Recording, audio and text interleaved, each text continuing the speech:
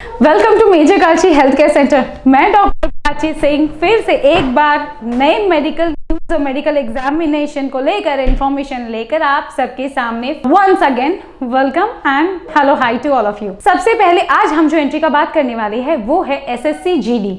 Yes, 10th level का entry है। Girls and boys दोनों के लिए, men and women both are eligible. Height का criteria 170 centimetre for male candidates. Female candidates का हाइट का क्राइटेरिया है 157 सेंटीमीटर। और चेस्ट मेजरमेंट में 80 to 85, मतलब ऑन फुल इंस्पिरेशन 85 होना चाहिए, गैप 5 सेंटीमीटर होना चाहिए, नॉर्मल चेस्ट मेजरमेंट 80 सेंटीमीटर होना चाहिए। अगर हम इस बार एक आपको कि फर्स्ट ऑफ ऑल जिस तरह से हमें अलग अलग एंट्रीज में टीआर मिलता है, यहाँ कोई टीआर नहीं होता है। तो don't take a chance, don't take risk. अगर थोड़ा सा भी आपको डाउट है अपनी मेडिकल को लेकर तो डेफिनेटली कॉन्टैक्ट मेजर कल्ची health care centre. We are happy to help you. चलिए बताते हैं कि क्या रहता है आपका जर्नी। 1 डे मेडिकल एग्जामिनेशन होता है जिसमें आपका कोई टीआर का कंसिडरेशन नहीं होता है।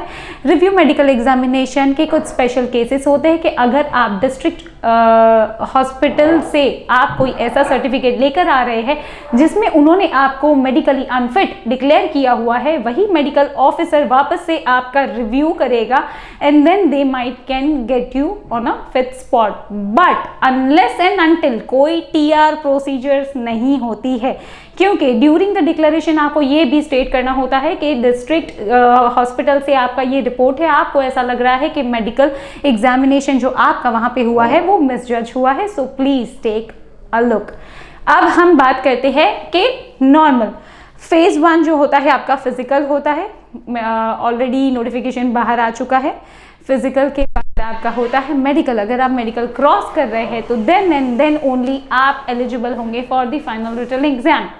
हम मतलब नॉर्मली डिफेंस में ये देखा गया है कि पहले उन लोग रिटर्न देते हैं, देन फेज 2 क्लियर करते हैं, देन मेडिकल होता है। लेकिन यहाँ पे एसएससी जीडी और आर्मी जीडी की अगर हम बात करें तो पहले उनका फेज फिजिकल है, सेकेंड फेज उनका मेडिकल है एंड थर्ड फेज जो है उनका रिटर्न। तो अगर फिजिकल के लिए मेहनत चालू कर दी है तो मेडिकल के लिए भी आपको ध्यान जरूर देना चाहिए। क्या पॉइंट्स है जो आपके वहाँ चेक होते हैं? तो रेडियोलॉजी टेस्ट में 2 होते हैं। सबसे पहला चेस्ट एक्सरे। चेस्ट एक्सरे में आपका क्या देखा जाता है कि स्पाइन का कर्वेचर तो नहीं है। कर्वेचर अगर मतलब एबनॉर्मल कर्वेचर 15 डिग्री से या 20 डिग्री से ज़्यादा अगर स्कोलियोसिस है तो it is not allowed. Rib cage cavity एकदम प्रॉपर नॉर्मल स्ट्रक्चर में होना चाहिए। Barrel shape, oval shape, it is not allowed. Regular जो नॉर्मल स्ट्रक्चर है दैट इज ओनली अलाउड। हड्डियां सारी प्रॉपर होनी चाहिए। चेस्ट में, लंग्स में कोई भी कंजेशन या एक्टिव पैच उनको नहीं दिखना चाहिए। सेकेंड रेडियोलॉजिकल एग्जामिनेशन जो आपका होता है वो है आपका USG abdomen plus pelvis. Organs को डिटेक्ट करने के लिए ऑर्गन्स में इन्फ्लामेशन नहीं है, सारे ऑर्गन्स जितने भी है एकदम प्रॉपर है, स्वेलिंग वगैरह कुछ भी नहीं है। और स्वेलिंग तो डेफिनेटली अगर होगा तो आपको on touch pain definitely palpation से ही आ जाता है। तो ये साइज वगैरह in the functional activity proper है या नहीं, ये रेडियोलॉजी मतलब यूएसजी एब्डोमेन प्लस पेल्विस से आपका क्लियर हो जाएगा। अगर किसी भी ऑर्गन में या किसी भी रेडियोलॉजिकल इन्वेस्टिगेशन में एबनॉर्मलिटी डिटेक्ट होती है then you are unfit candidate. Now next moving on. Normal height मैंने आपको बताई है 170 फॉर मेल कैंडिडेट्स। फीमेल्स के लिए है 157 सेंटीमीटर।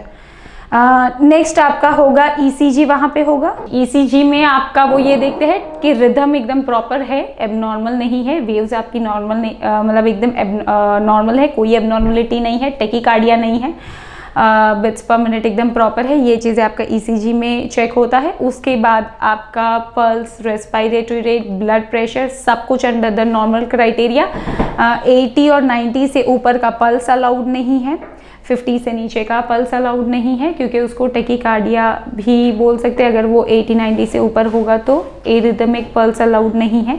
ब्लड प्रेशर अगर 140 से अबव है आपका सिस्टोलिक और डायस्टोलिक, अगर आपका 60 से भी बिलो है तो दैट वुड बी वो प्रॉब्लम क्रिएट कर सकता है। Apart from that piles hydrocele check होता है। पाइल्स अलाउड नहीं है। अगर आपको पाइल्स है तो प्लीज़ उसका ट्रीटमेंट करवा लीजिए अभी से ही। हाइड्रोसील आप डेफिनेटली अर्ली मॉर्निंग शावर के बाद में चेक कर सकते हैं इफ़ यू फील सो कि हाइड्रोसील है, क्योंकि कभी कभी वो सिम्टमलेस भी होता है, then also it is not allowed, आपको उसका ट्रीटमेंट कराना पड़ेगा। फीमेल कैंडिडेट्स में पल्स चेक होता है, हाइड्रोसील चेक नहीं होता, उसकी जगह पे ब्रेस्ट लंप चेक होते हैं। डेफिनेटली ये एक डिफरेंस रहेगा। बाकी हर्निया अगर पास्ट में है, ओपन सर्जरी है तो 1 साल का गैप, क्लोज्ड मतलब लैप्रोस्कोपिक सर्जरी है 6 महीने का गैप होना चाहिए, और रीअकरेंट नहीं होना चाहिए। माइनर प्रोसीजर कोई भी आपकी बॉडी पे हुआ है तो उसको 3 महीने का गैप चाहिए, लैप्रोस्कोपिक 6 महीना, और ओपन सर्जरी कोई भी हुआ हो, लैप्रोटॉमी जिसको बोलते हैं, तो 1 साल का गैप होना चाहिए।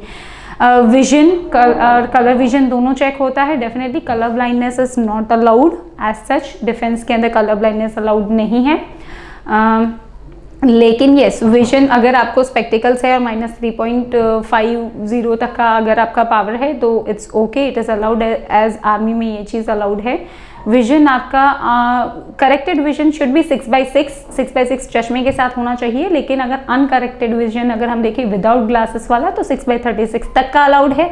कानों से मैल साफ करके जाना है, कान के पर्दे में छेद नहीं होना चाहिए, आवाज़ एकदम प्रॉपर सुनाई देनी चाहिए, ईयर ड्रम में इंटैक्ट नहीं होना चाहिए, कोई फंगल इन्फेक्शन नहीं होना चाहिए, गले में टॉन्सिल स्वेल नहीं होनी चाहिए, रेडनेस या सोर थ्रोट नहीं होना चाहिए।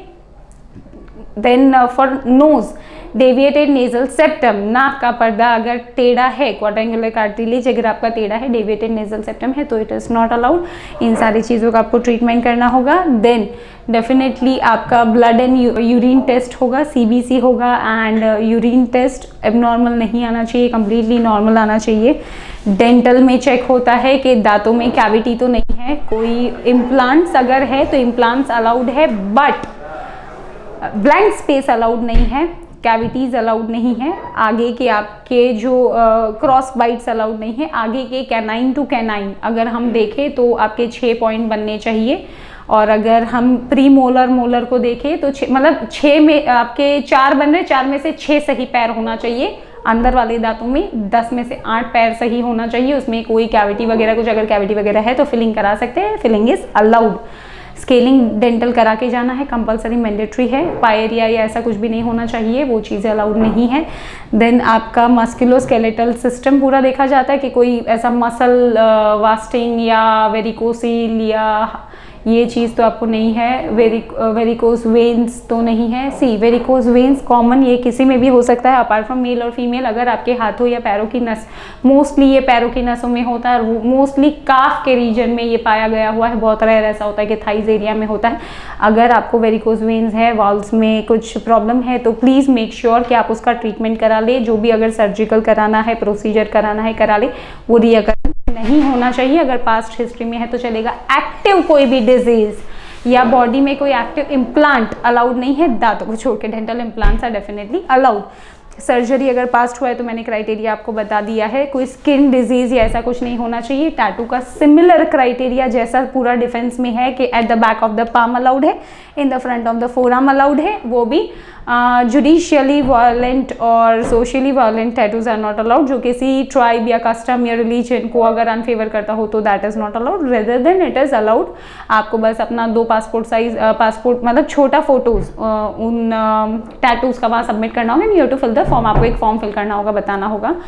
तो ये पूरा प्रॉपर बेसिक मेडिकल आपका होता है। अपार्ट फ्रॉम दैट एक एग्जामिनेशन होता है जो आपका पूरा बॉडी स्ट्रक्चर्स का ऑर्थोपेडिक एग्जामिनेशन होता है, जिसके अंदर आपका नॉक नीज, कैरी एंगल, फ्लैट फुट, ये सारी चीज़ें चेक होती है। और इट इज़ वेरी इंपॉर्टेंट। कभी कभी कैसा होता है कि पीपल आर अंडर वेट, अगर आपका हाइट के अकॉर्डिंग वेट सही नहीं, हड्डियाँ प्रोमिनेंट है, तो लोग ऐसा कहते हैं कि आपको भाई तुमको तो कैरी एंगल है, तुमको तो नॉक नीज है, बट मेथड टू चेक बहुत मैटर करता है।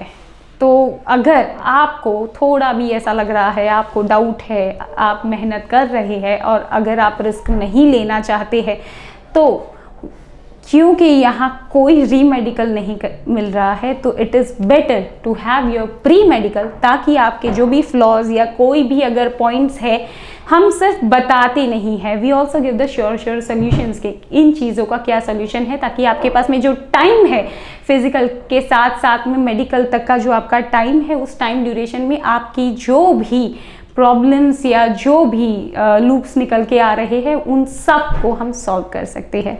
आपकी मेहनत, आपका सपना, साथ हमारा। जय हिंद।